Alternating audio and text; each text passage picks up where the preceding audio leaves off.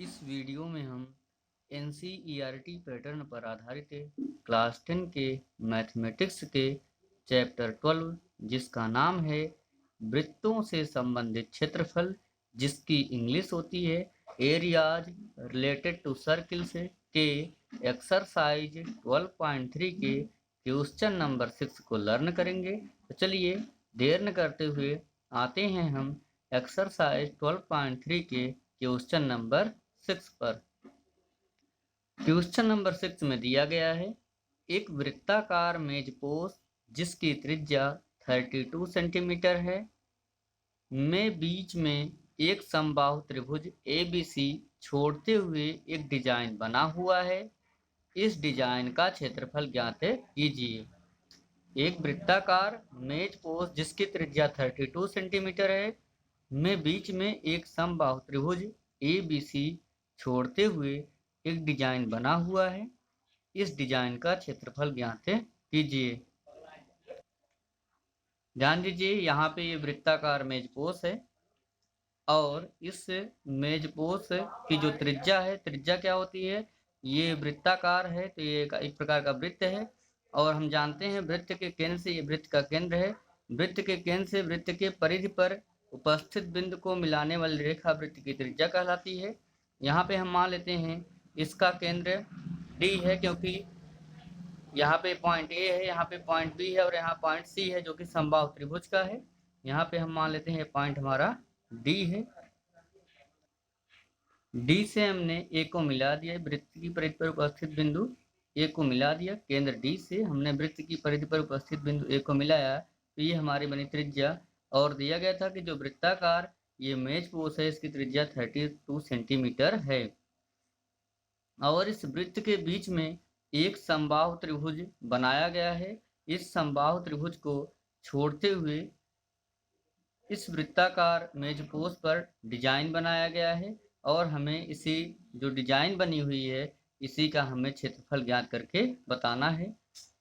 तो अगर हम पूरे वृत्त का क्षेत्रफल ज्ञात कर लें और उसमें से समबाहु त्रिभुज का क्षेत्रफल निकाल दें तो हमें यहाँ पे बचा हुआ भाग मिलेगा जो कि डिजाइन होगा। तो सबसे पहले हम वृत्त का क्षेत्रफल ज्ञात करेंगे और इसके बाद इस समबाहु त्रिभुज का क्षेत्रफल ज्ञात करेंगे। दोनों का क्षेत्रफल ज्ञात करके इस वृत्त के क्षेत्रफल में से हम समबाहु त्रिभुज के क्षेत्रफल को माइनस कर देंगे। माइनस करने के बाद जो वैल्यू आएगी वही इस डिजाइन का क्षेत्रफल होगी। चलिए हम इस प्रश्न का सलूशन करते हैं। गिवन दैट दिया है कि वृत्ताकार मेजपोश की त्रिज्या, अब त्रिज्या को r से दिखाते हैं, r = 32 सेंटीमीटर।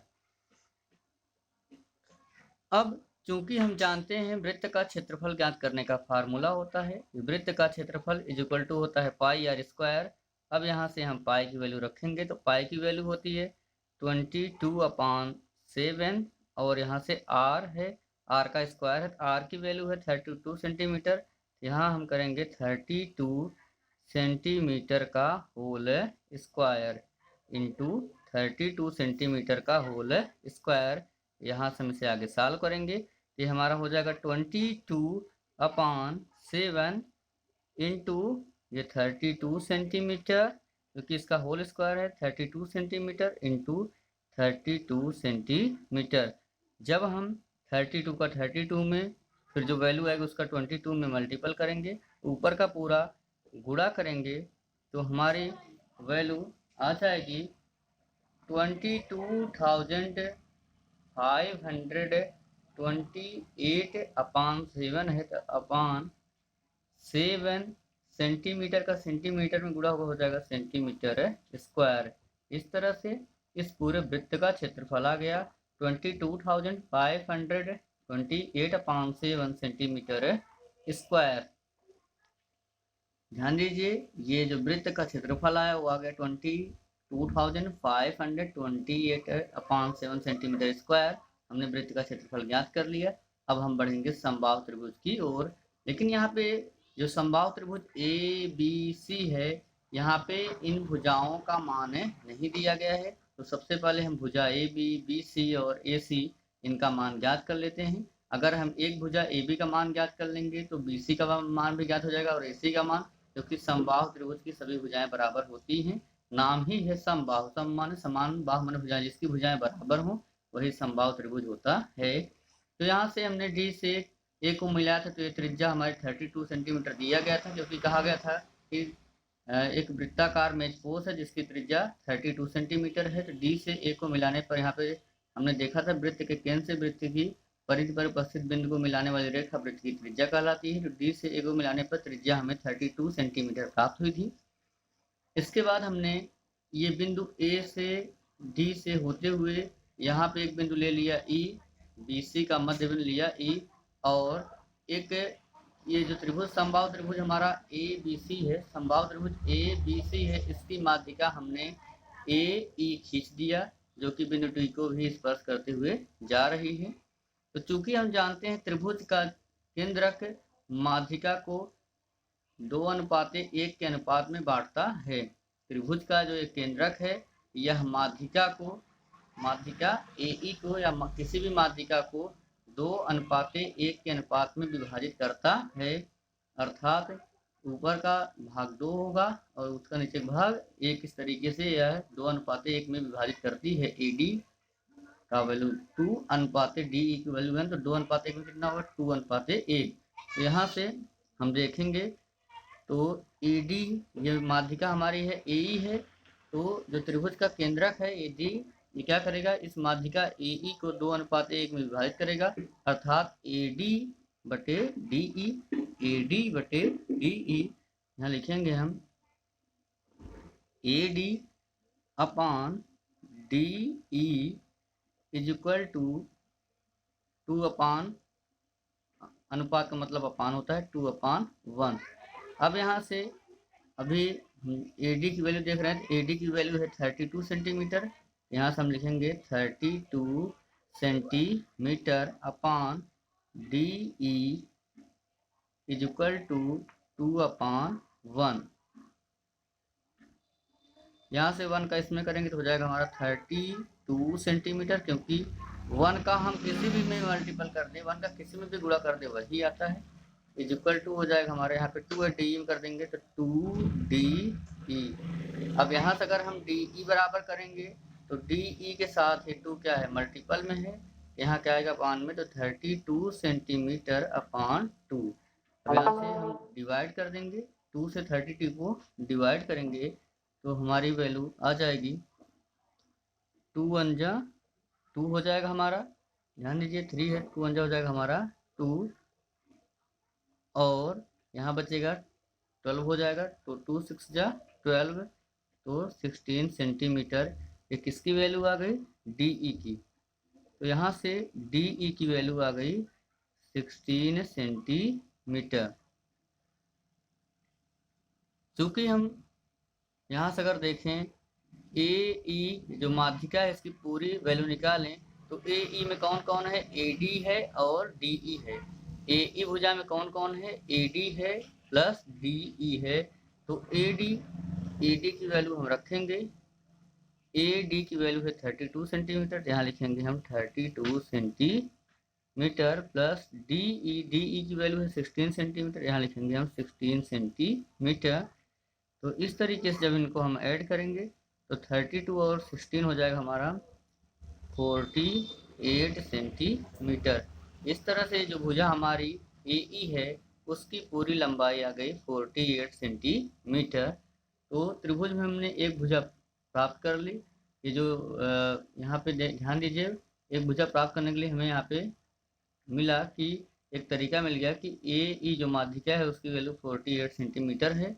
अब यहाँ से देख रहे हैं जो माध्यिका है ये इस समबाहु त्रिभुज ABC के मध्य से होकर जा रही है, तो यहाँ पे क्या करेगी, इधर भी 90 डिग्री का एंगल बनाएगी और इधर भी 90 डिग्री का एंगल बनाएगी। इसलिए समकोण त्रिभुज AEB में पाइथागोरस प्रमेय से यहाँ पे समबाहु त्रिभुज ABC था और माध्यिका ने इस समबाहु त्रिभुज ABC को 2 समकोण त्रिभुजों में बांट दिया। पहला त्रिभुज बना AEB, क्योंकि यहाँ भी ऐसा त्रिभुज जिसका एक कोण 90 अंश का होता है समकोण त्रिभुज कहलाता है। तो AEB में यहाँ पे यह एंगल 90 डिग्री का है और इधर भी 90 डिग्री का है, तो ए ई बी भी समकोण त्रिभुज है और ए ई सी भी समकोण त्रिभुज है। तो इसलिए समकोण त्रिभुज ए ई बी में पाइथागोरस प्रमेय से, तो पाइथागोरस प्रमेय कहती है किसी भी समकोण त्रिभुज में कर्ण का वर्ग इज इक्वल टू लंब का वर्ग प्लस आधार का वर्ग होता है। 90 अंश के जो सामने की भुजा होती है इसे कर्ण कहते हैं, और अगर हम इसे यहाँ पे न्यून कोण मान ले तो इसके सामने की भुजा ये हमारी लंब हो जाएगी, और यहाँ पे ये कर्ण हुआ, ये लंब हुआ, तो ये क्या होगा, आधार होगा। इस तरीके से ये हमारा क्या हो जाएगा, आधार। तो कर्ण का वर्ग इज इक्वल टू लंब का वर्ग प्लस आधार का वर्ग, या कर्ण का स्क्वायर इज इक्वल टू लंब का स्क्वायर प्लस आधार का स्क्वायर। यहाँ पे कर्ण ए ई बी में कर्ण हमारा ए बी है, तो ए बी का स्क्वायर इज इक्वल टू लंब, तो लंब हमारा यहाँ पे हम देखेंगे तो लंब हमारा है, ध्यान दीजिए अगर हम इसे न्यून कोण मानेंगे बी को तो ये आधार होकर क्या कहलाएगा, ये लंब कहलाएगा। किसी को भी हम लंब मान, किसी को भी आधार मान लेते, हमारा क्या कहलाएगा, ये लंब कहलाएगा, और ये हमारा क्या कहलाएगा, आधार।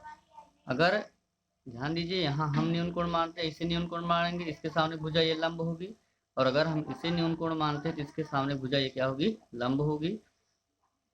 तो कर्ण का स्क्वायर अर्थात ए बी का स्क्वायर इज इक्वल टू लंब का स्क्वायर, तो लंब है हमारा ए ई, तो ए ई का स्क्वायर और प्लस आधार, तो आधार बी का स्क्वायर। यहाँ पे 90 डिग्री का एंगल बन रहा है, इसलिए इसे हम क्या मानेंगे, लंब मानेंगे। तो कर्ण का स्क्वायर अर्थात ए बी का स्क्वायर इज इक्वल टू लंब का स्क्वायर, तो ए ई का स्क्वायर प्लस आधार का स्क्वायर, आधार का बी, यहाँ पे बी ई का स्क्वायर। तो ए ई की वैल्यू अभी हमने निकाला है, 32 प्लस 16 को हमने ऐड किया था, तो इसकी वैल्यू आई थी 48 सेंटीमीटर। इसका होल स्क्वायर, इसका भी हम कर देंगे whole square plus B E. तो ध्यान दीजिए यहाँ बी ई है और यह भुजा बी सी का आधा है बी ई, तो ए बी का भी आधा होगा। ध्यान दीजिए जो बी से ई तक की दूरी है ये भुजा बी सी की आधी है। अगर बी सी बराबर निकालें तो बी ई प्लस सी ई होगा। तो समबाहु त्रिभुज की सभी भुजाएं आपस में बराबर होती हैं। ए बी बराबर है बी सी के और किसके बराबर है, ए सी के। तो यह हम बी ई को लिख सकते हैं ए बी अपान 2। अगर ये बी सी की आधी है तो ये ए बी की भी आधी होगी। यहाँ हम बी ई का स्थान लिखेंगे ए बी अपान 2, हमारा हो जाएगा ए बी अपान 2। अब बी का होल स्क्वायर, इसका भी हो जाएगा होल स्क्वायर। यहाँ पे किसकी वैल्यू आ रही है, ए बी स्क्वायर की। अब यहाँ से ध्यान दीजिए ए बी अपान 2 का होल स्क्वायर, तो हम लिखेंगे यहाँ पे, आगे चलेंगे तो ए बी का स्क्वायर इज इक्वल टू ये हमारा 48 सेंटीमीटर का होल स्क्वायर, और ये हो जाएगा हमारा, इसे स्क्वायर करेंगे तो ए बी का स्क्वायर हो जाएगा, क्योंकि ए बी का होल स्क्वायर तो ए बी का स्क्वायर और 2 का स्क्वायर हो जाएगा, 2 दूना 4। अब हम इस ए बी स्क्वायर अपान 4 को इसके दोस्त के पास ए बी स्क्वायर के पास लाते हैं। ये हो जाएगा हमारा यहाँ पे ए बी स्क्वायर पहले से ही था, इधर ये प्लस में ए बी स्क्वायर अपान 4 है, इधर हो जाएगा minus A B square upon 4 is equal to, इसे रहने देंगे 48 सेंटीमीटर का होल स्क्वायर। अब यहाँ से इस 4 का यहाँ पे मल्टीपल करेंगे ए बी में। ध्यान दीजिए हम 4 का अगर ए बी स्क्वायर करें हो जाएगा हमारा 4 ए बी स्क्वायर, और ए पर माइनस ए बी स्क्वायर तो minus A B square overall upon 4 है, तो ओवरऑल अपान हम लिख देंगे 4 इज इक्वल टू यहाँ पे हमारा 48 सेंटीमीटर का होल स्क्वायर। अब हम यहाँ से अब 4 ए बी स्क्वायर है माइनस 1 ए बी स्क्वायर है, तो 4 में से 1 गया हो जाएगा हमारा 3 ए बी स्क्वायर अपान 4, तो अपान लिखेंगे हम 4 इज इक्वल टू जो 48 सेंटीमीटर का होल स्क्वायर, ये भी होगा 48 सेंटीमीटर का होल स्क्वायर। अब यहाँ पे हम दोनों पक्षों का वर्गमूल लेंगे, यहाँ पे लिखेंगे दोनों पक्षों का वर्गमूल लेने पर, तो ये 3 है, 3 का अगर वर्गमूल लेंगे तो हो जाएगा हमारा √3, और ए बी स्क्वायर का वर्गमूल लेंगे तो ए बी स्क्वायर हो जाएगा हमारा केवल ए बी। वर्गमूल का अर्थ होता है आधा, तो ए बी स्क्वायर का आधा होगा ए बी होगा। 3 का जब हम वर्गमूल लेंगे आधा करेंगे तो हो जाएगा √3/4 का, तो 4 का हो जाएगा हमारा 2, क्योंकि 2 2 जा 4 होता है, 2 दूना 4 होता है। इक्वल टू करेंगे हम यहाँ पे, ये इसका जब वर्गमूल लेंगे तो ये 48 सेंटीमीटर का होल स्क्वायर है, 2 बार, तो ये भी एक बार लिखा जाएगा, तो 48 सेंटीमीटर। 2 से यहाँ डिवाइड होगा तो हमारा यहाँ से हो जाएगा A B is equal to, तो 2 का 8 में करेंगे, 2 8 जा 16, और 2 2 जा 4, और 16 में जो हासिल 1 लगा था वो हो जाएगा हमारा यहाँ से 2 4 जा 8 हुआ, तो 8 और 1 हो जाएगा हमारा 9। ध्यान दीजिए 2 8 जा 16 हुआ, कैरी 1 लगा, 2 4 जा 8, 8 और 1 हो गया हमारा 9, तो 9 क्या सेंटीमीटर। ये √3 यहाँ पे ए बी के साथ मल्टीपल में है, गुणे में है, इधर कहाँ जाएगा अपान में, 96/√3। नीचे से हम रूट को हटाना चाहेंगे तो ऊपर भी √3 से गुणा कर देंगे और नीचे भी √3 से गुणा कर देंगे, तो दोनों पक्षों में √3 से मल्टीपल करेंगे, तो मल्टीपल करने पे ये हमारा हो जाएगा 96√3, और इस √3 में √3 का जब हम मल्टीपल करेंगे तो ध्यान दीजिए √3 का जब हम √3 में यहाँ पे मल्टीपल करेंगे तो आ जाएगा हमारा केवल 3 निकलेगा, 2 बार होगा तो इसका हो जाएगा √9, और √9 का वर्गमूल निकालेंगे तो आ जाएगा हमारा 3। तो इस तरीके से यहाँ से √3 का √3 करेंगे हमारा हो जाएगा 3। अब इसे हम डिवाइड करेंगे तो 3 3 जा 9, 3 3 9, और 3 दूना 6, तो 32 हो जाएगा हमारा √3 और सेंटीमीटर, क्योंकि यहाँ पे ये सेंटीमीटर था तो ये भी सेंटीमीटर था, तो इस तरीके से वैल्यू आएगी 32√3 सेंटीमीटर। इस तरह से जो ए बी है, ए बी की वैल्यू आ गई A B is equal to 32√3 centimetre. तो समबाहु त्रिभुज में ए बी की वैल्यू आ गई 32√3 सेंटीमीटर। अभी हमने ज्ञात किया कि ए बी की वैल्यू आई 32√3 सेंटीमीटर। अब ए बी की वैल्यू आ गई, अगर समबाहु त्रिभुज की एक भुजा पता हो गई, तीनों भुजाएं बराबर होती हैं, तो समबाहु त्रिभुज की तीनों भुजाएं जब बराबर होंगी तो ए बी बराबर होगा ए सी बराबर बी सी। तो ए बी की वैल्यू 32√3 सेंटीमीटर, तो ए सी की वैल्यू भी होगी 32√3 सेंटीमीटर, और बी सी की वैल्यू भी होगी 32√3 सेंटीमीटर। अब हम इस समबाहु त्रिभुज का क्षेत्रफल ज्ञात कर लेंगे, क्योंकि इसकी हमें भुजा पता हो गई है। तो समबाहु त्रिभुज ए बी सी, समबाहु त्रिभुज ए बी सी का क्षेत्रफल, तो समबाहु त्रिभुज का क्षेत्रफल ज्ञात करने के लिए फार्मूला होता है √3/4 इंटू भुजा स्क्वायर। यहाँ से करेंगे हम √3/4। अब इन तीनों भुजाओं में चाहे हम ए बी ले लें, चाहे बी सी ले लें, चाहे ए सी ले लें, कोई एक भुजा का स्क्वायर होगा। तो यहाँ पे ए बी की वैल्यू है 32√3 सेंटीमीटर, तो यहाँ हम लिखेंगे 32√3 सेंटीमीटर का होल स्क्वायर। आगे चलेंगे हम, तो यहाँ हमारा हो जाएगा √3/4 इंटू ये इसका होल स्क्वायर, अर्थात ये 32√3 सेंटीमीटर इंटू 32√3 सेंटीमीटर है। अब यहाँ से 4 1 जा 4, 4 8 जा 32, अब 8 का हम 32 में मल्टीपल करेंगे तो हमारी वैल्यू आ जाएगी। ध्यान दीजिए यहाँ पे पहले ये √3 अभी यहाँ ऊपर बचा हुआ है, इसे √3 को लिखेंगे इंटू ये हमारा बचा 8√3, तो हम लिख लेंगे 8√3, और ये हमारा बचा इंटू 32 और ये √3, 32√3 सेंटीमीटर। इस √3 का इस √3 में करेंगे तो हमारा हो जाएगा यहाँ पे ये 2 बार है 33 √3 एक बार से बाहर निकल के चला आएगा। अब इंटू कर लेंगे, ये हमारा 8 हो जाएगा, और इंटू 32 और ये √3 से रहने देंगे, √3 यहाँ पे भी ध्यान दीजिए यहाँ सेंटीमीटर था तो ये भी सेंटीमीटर में है, और ये भी किस में है, सेंटीमीटर में है।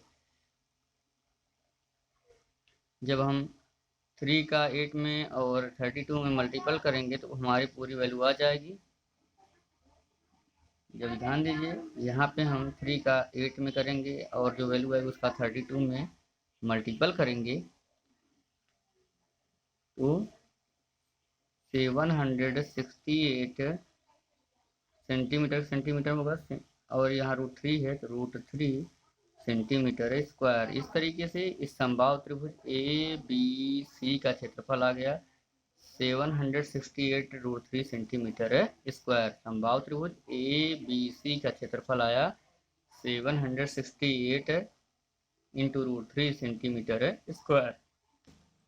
इसलिए डिजाइन का क्षेत्रफल, अब जो डिजाइन का क्षेत्रफल है उसे हम ज्ञात कर लेंगे। पूरे वृत्त के क्षेत्रफल में से अगर हम इस समबाहु त्रिभुज ABC का क्षेत्रफल निकाल दें, पूरे वृत्त के क्षेत्रफल में से यदि हम समबाहु त्रिभुज ABC के क्षेत्रफल को निकाल देते हैं तो हमारा केवल डिजाइन का क्षेत्रफल ही बचेगा। तो डिजाइन का क्षेत्रफल इज इक्वल टू वृत्त का क्षेत्रफल माइनस समबाहु त्रिभुज का क्षेत्रफल। तो समबाहु त्रिभुज यहाँ पे है ABC। तो वृत्त का क्षेत्रफल अभी हमने ज्ञात किया था सबसे पहले, जिसकी वैल्यू आई थी 22,528 अपॉन 7 सेंटीमीटर स्क्वायर। और अभी हमने तुरंत समबाहु त्रिभुज ABC का क्षेत्रफल निकाला है जिसकी वैल्यू आई है 768 √3 सेंटीमीटर स्क्वायर। यहाँ पे समबाहु त्रिभुज क्षेत्रफल रखेंगे 768 √3 सेंटीमीटर स्क्वायर। सेंटीमीटर स्क्वायर यहाँ पे भी है, यहाँ पे भी है, तो हम सेंटीमीटर स्क्वायर बाहर कॉमन ले लेते हैं। तो 22,528 अपॉन 7 माइनस 768 √3, दोनों में से हम क्या करेंगे सेंटीमीटर स्क्वायर कॉमन ले लेंगे। तो इस तरीके से जो ये हमारा डिजाइन है उसका क्षेत्रफल आ गया 22,528 अपॉन 7 माइनस 768 √3 सेंटीमीटर स्क्वायर। आशा करता हूँ कि आपको ये मेरा वीडियो पसंद आया होगा। अगर आपको ये मेरा वीडियो पसंद आया हो तो आप मेरे इस वीडियो को लाइक ज़रूर कीजिएगा और कमेंट बॉक्स में कमेंट करना आप बिल्कुल न भूलिएगा कि आपको ये मेरा वीडियो कैसा लगा। इसके अलावा अगर आप हमारे चैनल से नए हैं तो आपसे हमारा विनम्र निवेदन है कि आप हमारे इस चैनल को सब्सक्राइब कर लीजिए। सब्सक्राइब करने के बाद आपको बेल आइकन दिखेगा जिसे प्रेस करना या दबाना आप बिल्कुल ना भूलिएगा। इससे लाभ ये होगा कि सब्सक्राइब करने के बाद अभी तक मैंने NCERT पैटर्न पर आधारित क्लास 10 के मैथमेटिक्स के चैप्टर 8, चैप्टर 9 और चैप्टर 10 को भी पढ़ा रखा है। जैसे ही आप हमारे इस चैनल को सब्सक्राइब कर लेते हैं तो उनके वीडियो आपको मेरे वीडियोज बॉक्स में देखने के लिए आसानी से मिल जाएंगे। और बेल आइकन दबाने का फ़ायदा ये होगा, इसके बाद जो भी वीडियो मैं अपलोड करूँगा उस वीडियो की नोटिफिकेशन सबसे पहले आपके पास पहुँच जाएगी और आप उस वीडियो को आसानी से देख पाएंगे। और अभी तक मैंने NCERT पैटर्न पर आधारित क्लास 10 के मैथमेटिक्स के चैप्टर 12 पर जितने भी वीडियोज अपलोड कर रखे हैं, अगर आपने अभी तक उन वीडियोज़ को भी नहीं देखा है तो मैं उन सभी वीडियोज़ का भी लिंक नीचे डिस्क्रिप्शन बॉक्स में दे रहा हूँ। आप नीचे डिस्क्रिप्शन बॉक्स में दिए गए लिंक की सहायता से उन सभी वीडियो को भी आसानी से देख पाएंगे। इसी के साथ thanks for watching my videos.